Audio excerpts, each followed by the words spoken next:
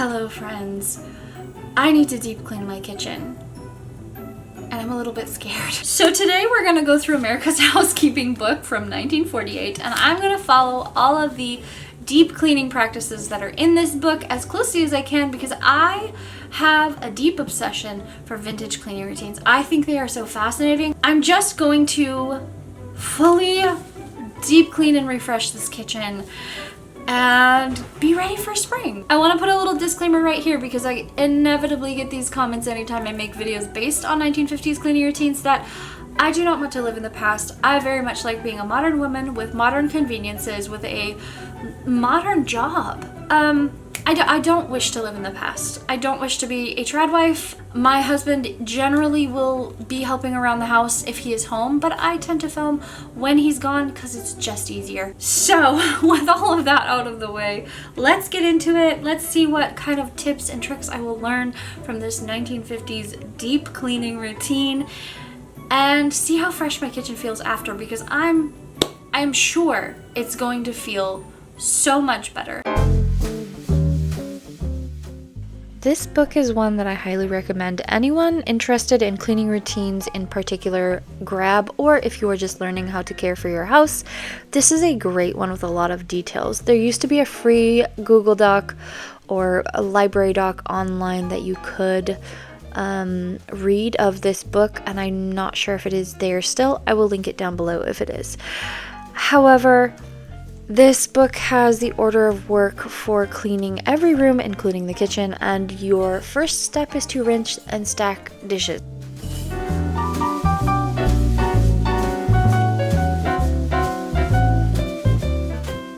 I'm combining the order of work for the daily care with the weekly care, so I will interject the deep cleaning within this daily routine.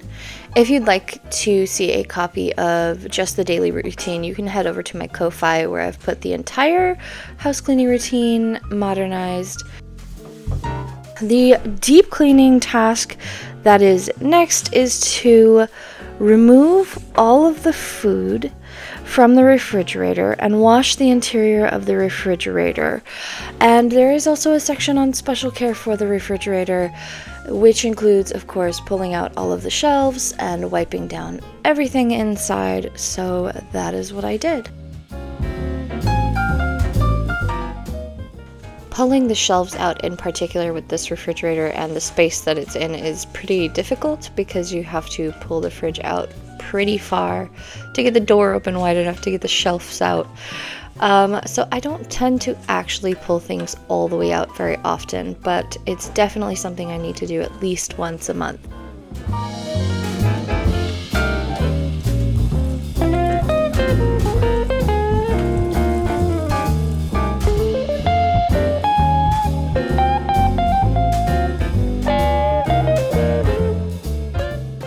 And then, of course, we need to check all of the food and reorganize it, toss what is spoiled, and return it all to the refrigerator. I keep my meats and cheeses in these little bins, which makes it a lot easier to access them for my kids and also just keep them organized since we have a small fridge. And the bins definitely needed washing as well, so I went ahead and did that.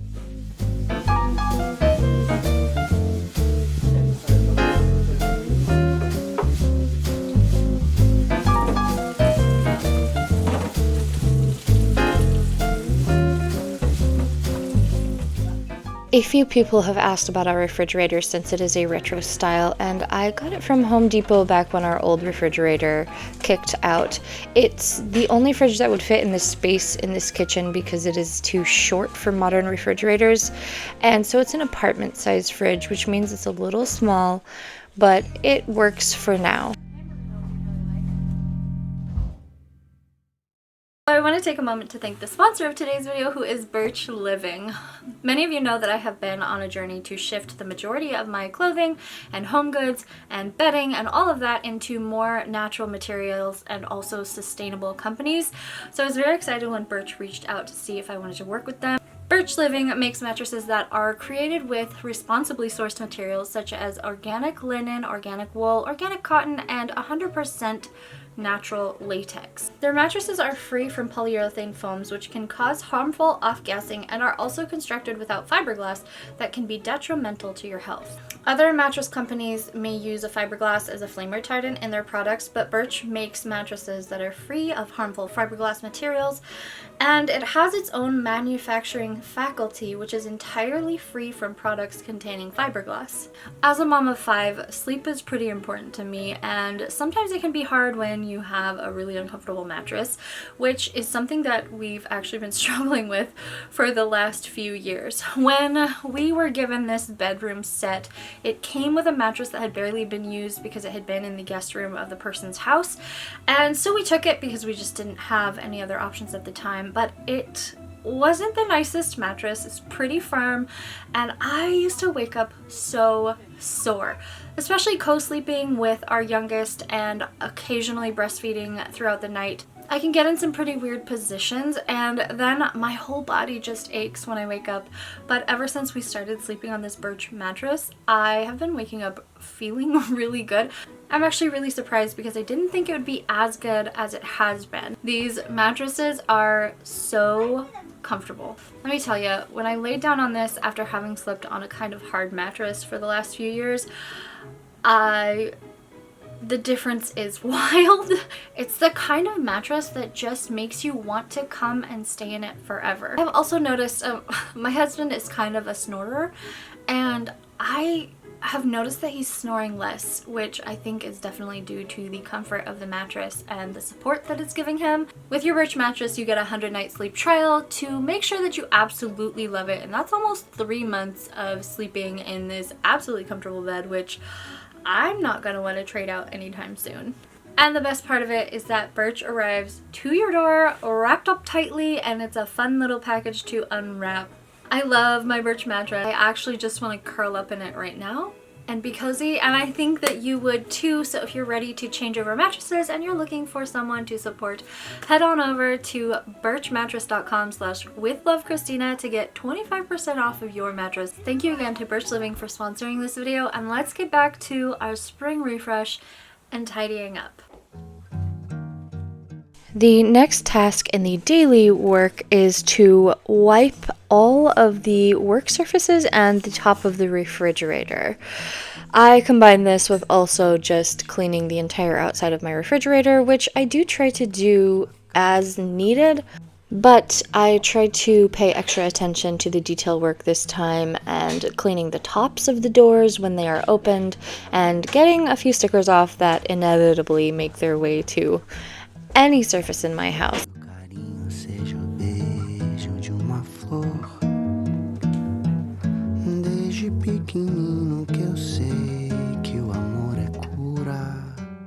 And then I put all our eggs away in the refrigerator. We get our eggs from our neighbor, so they are safe to store on the countertop, and we've had them on top of our refrigerator, but I'm just trying to reduce the visual clutter, so I put them in the fridge.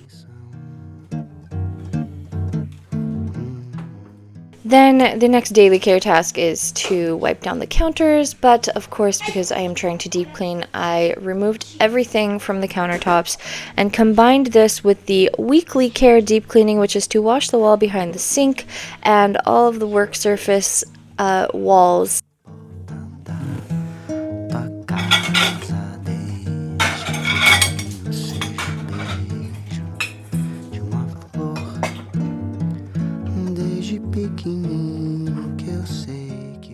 The other weekly care tasks in the book are to clean and scald and sun the vegetable bins and bread and cake boxes, but I do not have those. And if you have time, you can clean out and wash one cupboard or several drawers, which the book suggests you should keep in rotation weekly.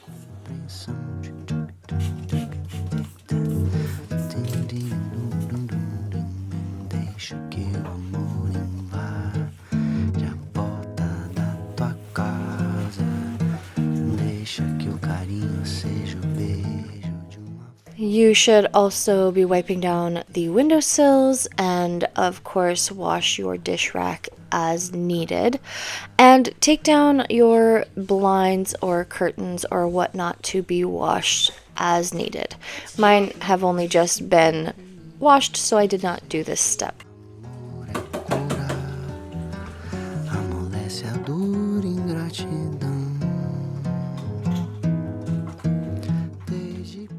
I do want to just interject right here that while I did wear the same outfit for 2 days, it took me 2 days to do this routine because I was detail cleaning everything. So please don't feel discouraged if you can't get it all done in one day. My kids had half days, and in general, I just have to also take care of my family. So I did take 2 days to film this and get everything clean.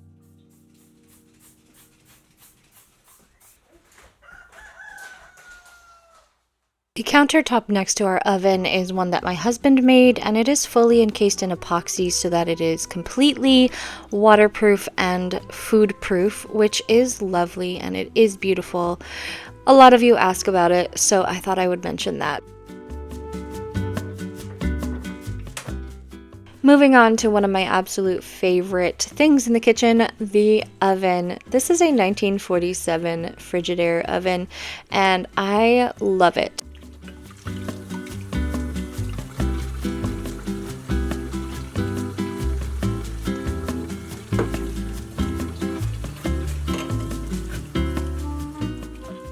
When the stove that came with the house finally stopped working, we debated buying a new oven, but they are quite expensive, and we found this on Facebook Marketplace. 2 of the burners do work and are in great condition, but the front right burner has not been replaced yet, and the back burner is actually a deep well pot. And before anybody gets worried in the comments, yes, I did have an electrician take a look at it and ensure that the oven is safe to use and safe to repair. Everything is good to go. We just have to find the correct parts for the burner that doesn't work and get the burner under the deep well repaired as well, because some of the coils are no longer connected.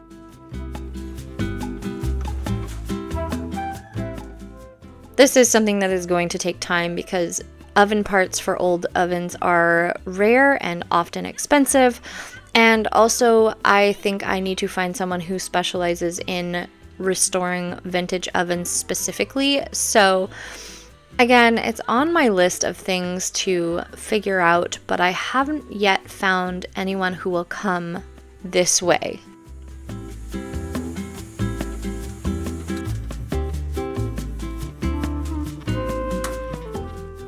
Anyhow, I took apart all of the underthings of this burner, and the burner itself just needs to be wiped with soap and water, and it is good to go.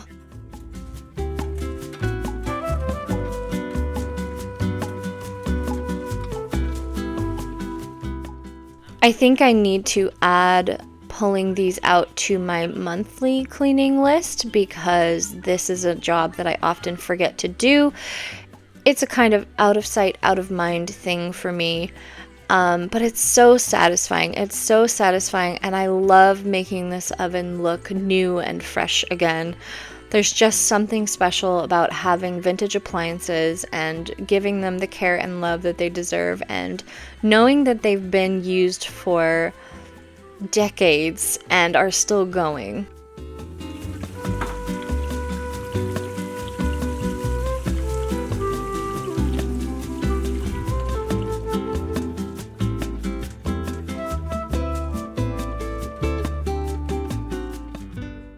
I do wipe around the steam vent pretty often, but I knew it was time to take it off and actually give it a proper scrub.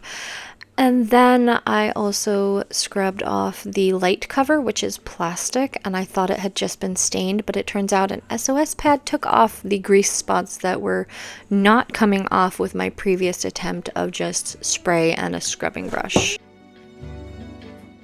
And then it was time to clean all the knobs and take the deep well pot out so that I could clean underneath it, and just in general ensure that there were no little crusties that I had missed in my daily wipe downs.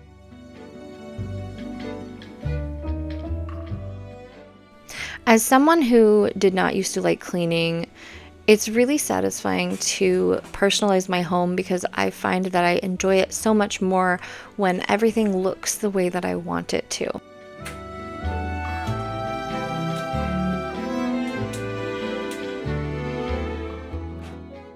And of course, I tried to clean all of the knobs as well as I could.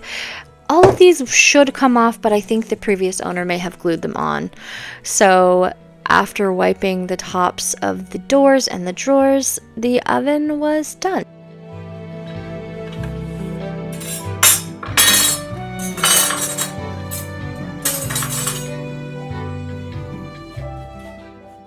Then it's time to move on to the utensil holders. These are things that I forget to wipe pretty often, and they were definitely in need of a little spray down and dust off. They don't get supremely dirty, but they do just get dusty, or food gets stuck to the underside of them, and so it's another little task that I don't really think about that I definitely should add to my monthly deep clean or seasonal deep clean, depending.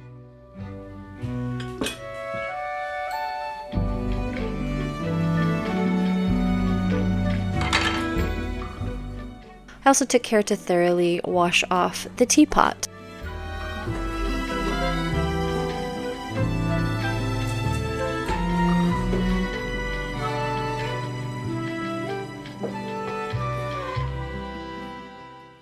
Then I went through the cookbooks that I keep on the counter, and I added a couple of new ones, took out some that I'm not using.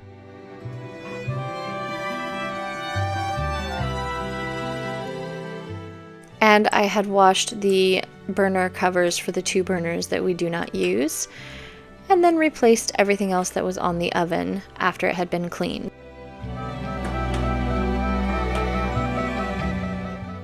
The next step in the daily care routine is to wash the dishes and put them away. If you have a dishwasher, this is where you would also be deep cleaning your dishwasher, but I do not have one.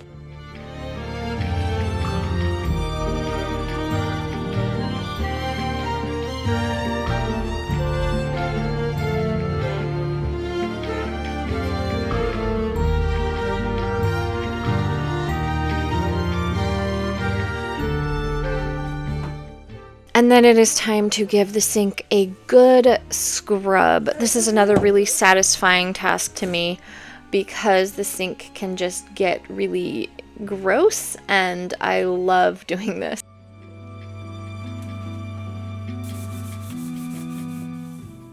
I made sure to scrub the sink drains and around the faucets, and to clean off the handles and the faucet itself, and to wipe down the windowsill as well.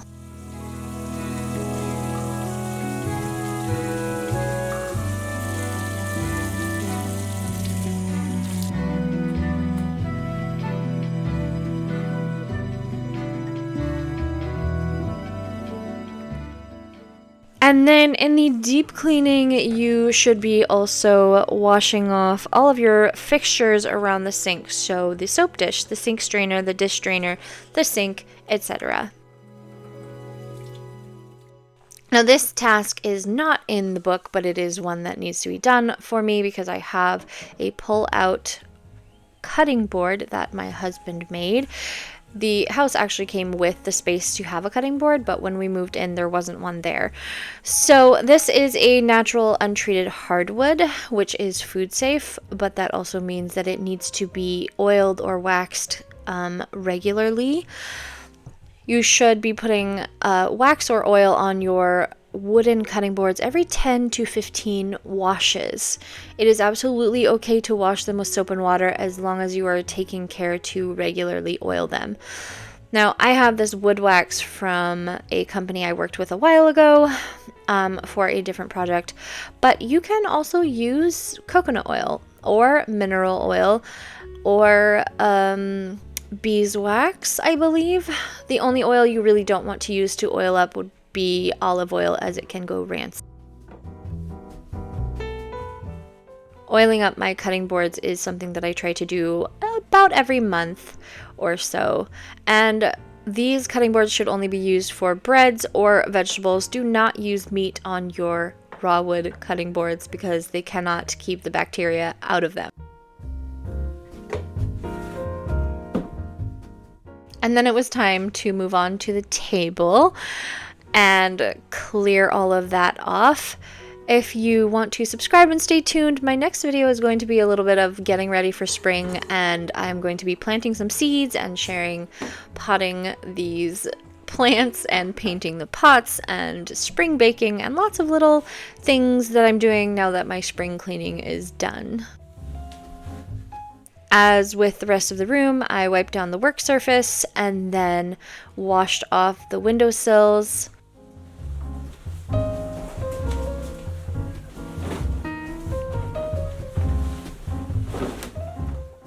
Then I put on a tablecloth, and I recently found this one at the thrift store. I think it's so beautiful. It is a vintage tablecloth.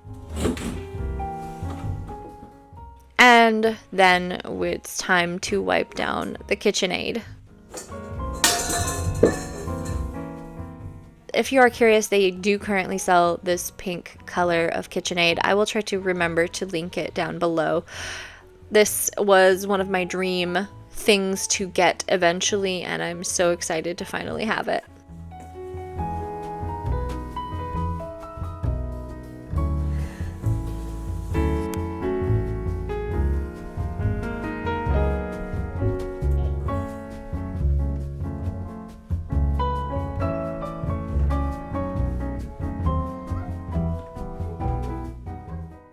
Next, it is time to clean the floor, and this is the one thing that I did out of order because in the weekly care it says to wipe down all of the cabinets, but I wanted the floor to be clean before I knelt on it to clean the cabinets, so I swept all of the dirt up.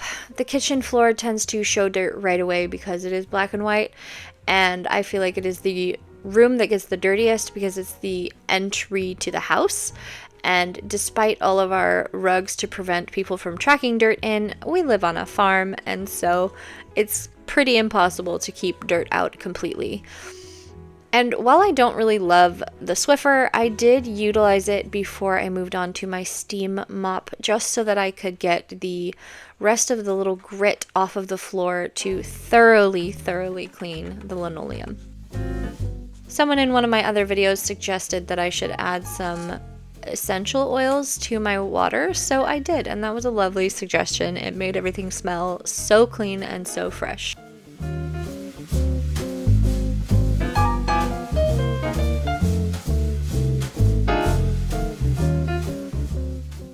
This steam mop is probably one of my favorite additions to my cleaning routine. I love it so much.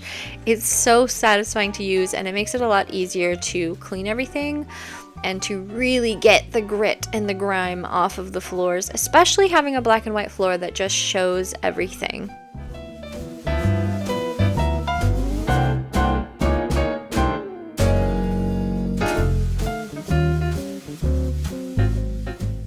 And the final deep cleaning task for me is to clean the kitchen cabinets, which I do try to wipe as things get spilled on them, but of course things like stickers or stains are inevitable, and so I had a little bit of sticker removal to do, as you can see. A lot of people are triggered by the stickers of my house in my comments, but I don't mind them. It's just little spots of joy that my children have left around my house, and they're not hard to remove. And that is it, my friends. It did take me 2 days to complete this routine, and it was an intense routine, but it really helped me to focus my energy. As someone with ADHD, I really needed that.